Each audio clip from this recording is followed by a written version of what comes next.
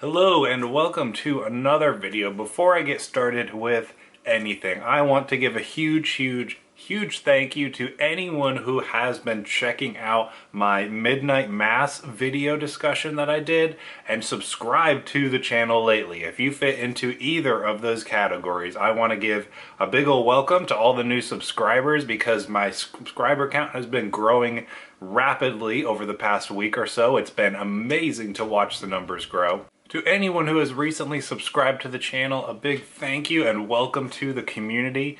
Only just a couple of weeks ago, I was celebrating hitting 600 subscribers, and now we are already almost up to 650, which is amazing to me. I can't believe it. I'm originally was goal for 500 for the year, and now it seems like 1,000 is within reach. So that's awesome. Thank you.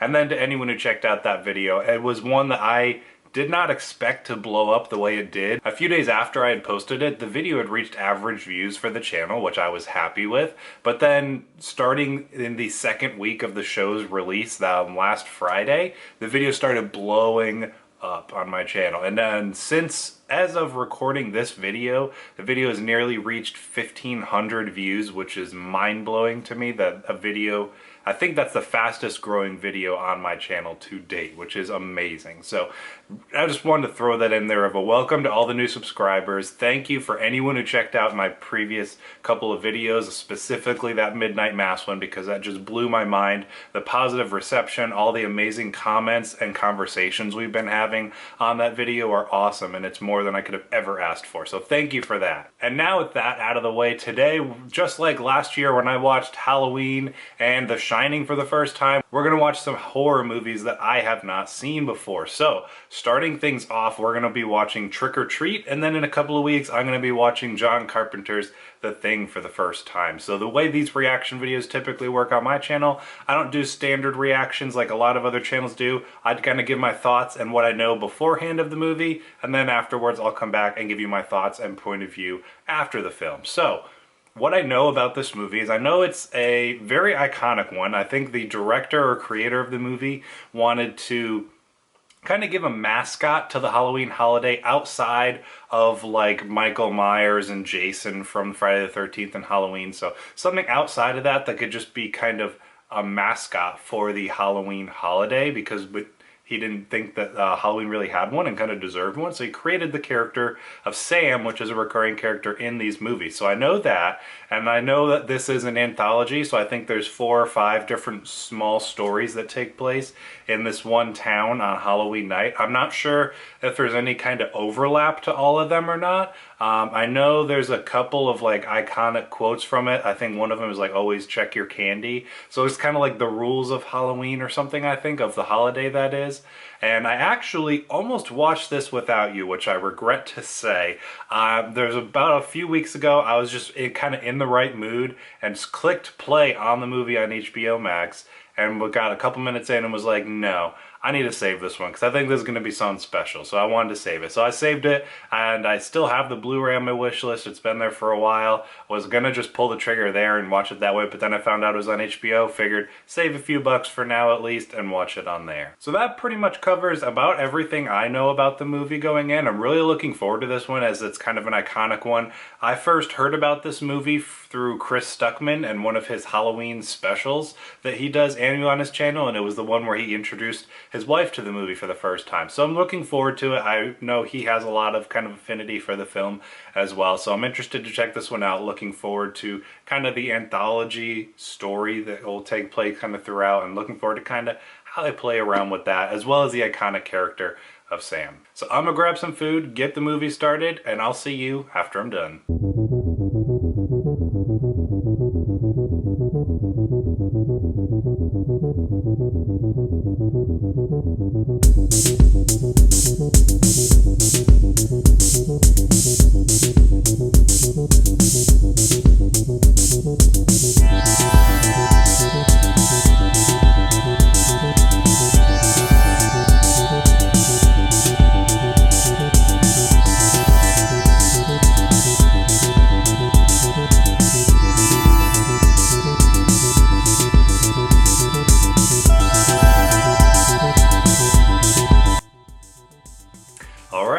I just finished watching Trick 'r Treat for the first time. Very quick thoughts. I did like it. I thought it was good. I don't know if it's one that I will want to watch every year on Halloween. I know for some people that's probably how it is, but I'd say at least once every other year, every few years or so, I'd probably go back and watch this one. I did find out Michael Dougherty is the name of the director that I was talking about earlier. He wrote and directed this one, and I also was looking up his filmography, and he wrote and directed Krampus as well, which I liked from back in 2015, I believe. And he also wrote and directed Godzilla King of the Monsters, and I think he wrote Kong versus Godzilla as well. So he's done some cool kind of like stuff with monsters and creatures and all that kind of stuff.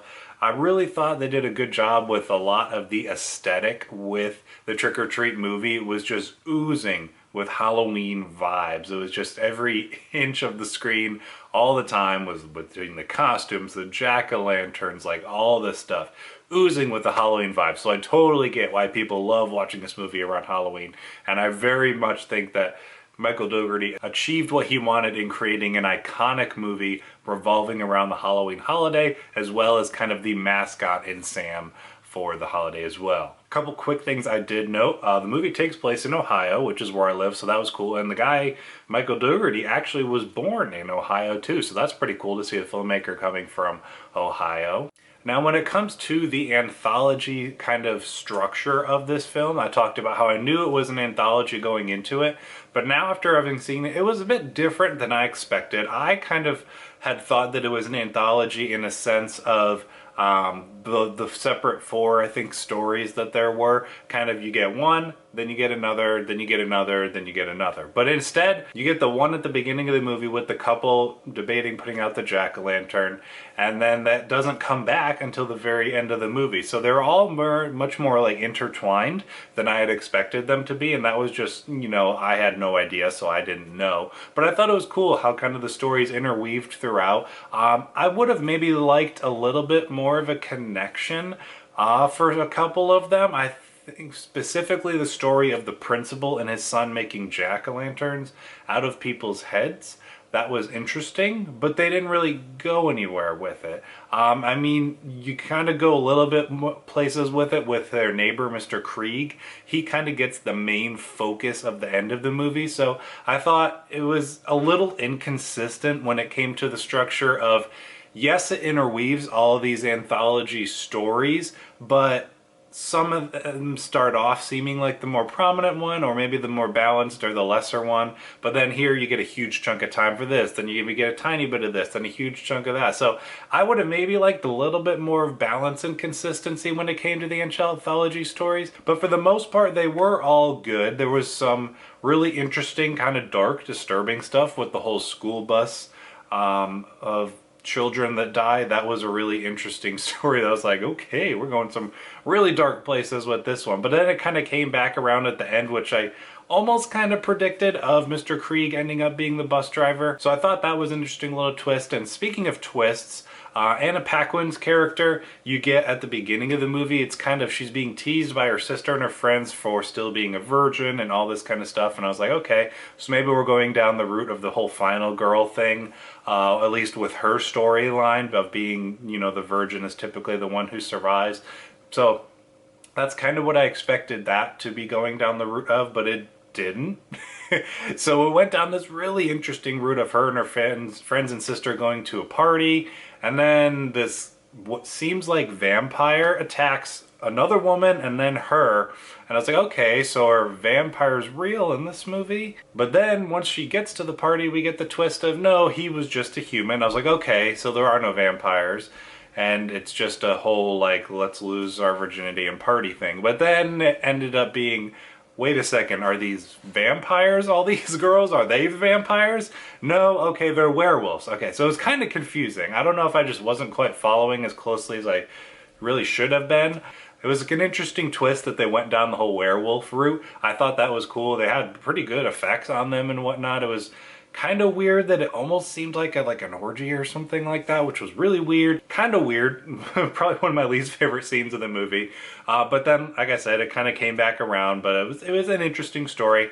I was kind of most interested in her story, so it took an interesting route, But then in the end, you know, she gets transformation, she's fully a werewolf for the first time or whatever, but then again, they don't really go anywhere with it at the end, which I recognize that that's kind of the nature of an anthology, where you don't necessarily get the complete story or the complete picture of all of them. You just kind of get pieces of them here and there as they weave kind of together throughout all of them. So again, I really enjoyed the anthological aspect. I think I just made up a word of anthological. So I really enjoyed that aspect of it. Again, could have balanced maybe a few things here or there a little better, but still an enjoyable movie, one that really is a fun one for horror fans. Definitely some references to the genre here and there that I appreciated as I've been exploring it for the past couple of years or so. So a movie I enjoyed, maybe not one I'd watch every single year. Had some weird parts that kind of just put me off a little bit, but overall it was an entertaining movie for sure. It does some cool stuff where it jumps forward and backwards in time, which is really neat with the structure. I like how it played around with the structure from a filmmaking point of view, and the kind of observations I've made with that. Probably one of my favorite aspects of the movie, the way it kind of jumped back and forth and in and out of the different stories.